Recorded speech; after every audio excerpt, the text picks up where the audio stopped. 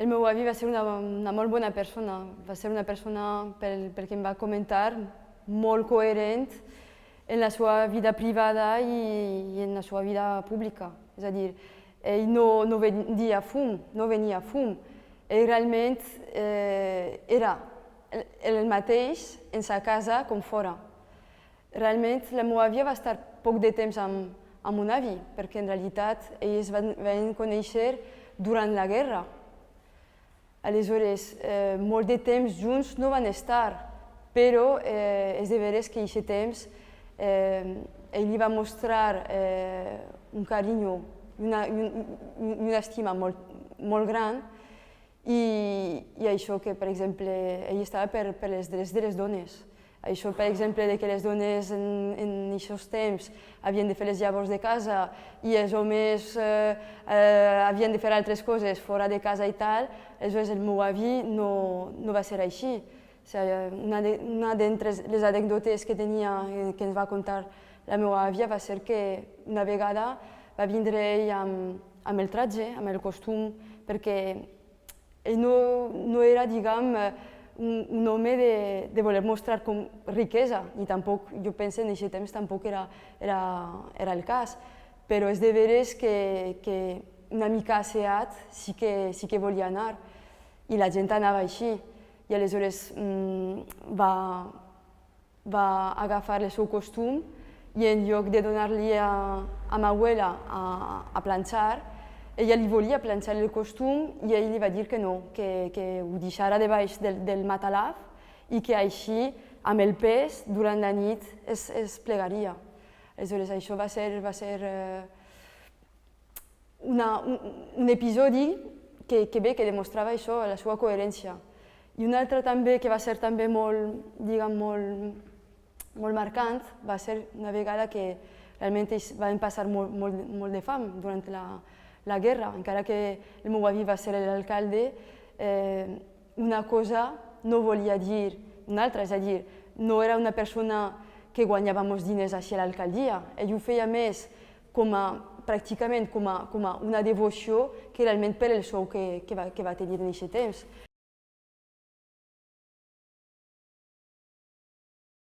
Per exemple, el meu avi tenia idees progressistes, no volia que les dones treballaren en casa. Ell pensava que una dona valia tant com un home i que les labors de les cases no havien de ser només compartides només donades a les dones.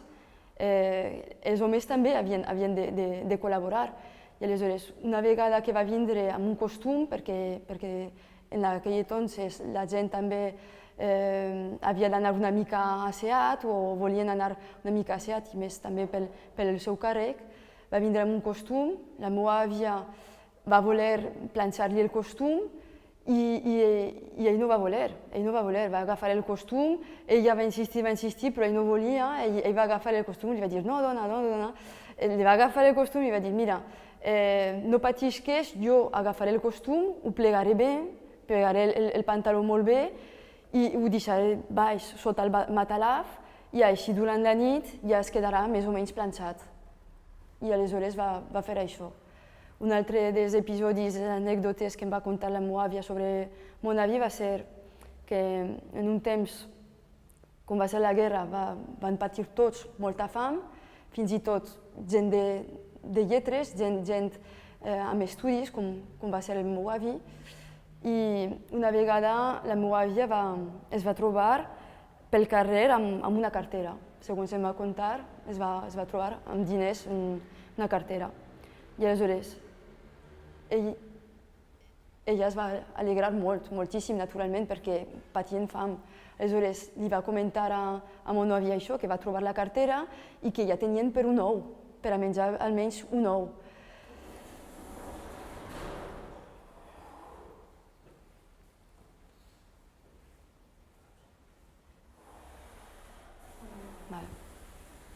Amb això, el meu avi es va enfadar molt amb ella. Li va dir, agafa la cartera, agafa els diners, torna els diners, fica els diners dins de la cartera i deixa-lo exactament on tu l'has trobat. Exactament on tu l'has trobat. perquè si algú ha perdut, algú sabrà que pel camí segurament en aquesta part estarà. Aleshores, deixeu allí, per favor, la cartera, i ma abuela va fer això, va tornar els diners, va tornar la cartera. Respecte al perfil de mon avi, dir que fins a l'últim moment que ell va estar encarcelat, segons em va contar la meva àvia, ell va pensar sempre que mai havia fet cap delicte de sang, ni ell, ni pel que ell sabia, els companys que van estar amb ells tancats, ell pensava que d'una certa forma ell podria eixir. Ell tenia l'esperança, jo penso que ell podria eixir. I fins a l'últim moment que va poder usar del seu càrrec d'edil, del seu càrrec d'alcalde, va fer per atraure a companys. I ell es va quedar, segons em va contar la meva àvia, es va quedar per a poder salvar altres persones.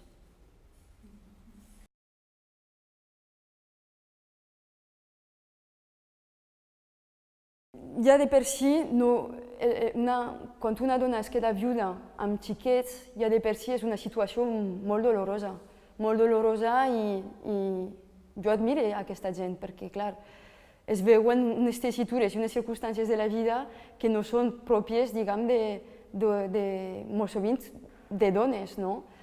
En aquell entonces les dones, naturalment, s'emparaven molt amb el marit. El marit era qui guanyava els diners, el marit era qui defenia la família, el marit era qui, en definitiva, havia de donar la cara en la vida pública. I en aquest cas va ser, m'imagino, molt traumàtic per la meva àvia, perquè ella es va quedar, amb 12 anys, es va quedar òrfana. I aleshores, quan va conèixer mon avi, tenia 17 anys, més o menys, 17 anys. Va tindre mon pare amb 18 anys i quan van matar a mon avi ella tenia 19 anys i amb un xiquet en càrrec, mon pare, d'un any. Aleshores, ja per a ella va ser molt dur, va ser un colp molt dur perdre la seva mare a 12 anys i damunt tindre un rol tan fort com ha tingut que tindre tan joveneta durant la guerra i la postguerra, això és de superheroïna, això ja no és d'heroïna només, sinó de superheroïna. Jo sempre he pensat, i és així, no? Per a mi els meus avis han sigut superherois. O sigui,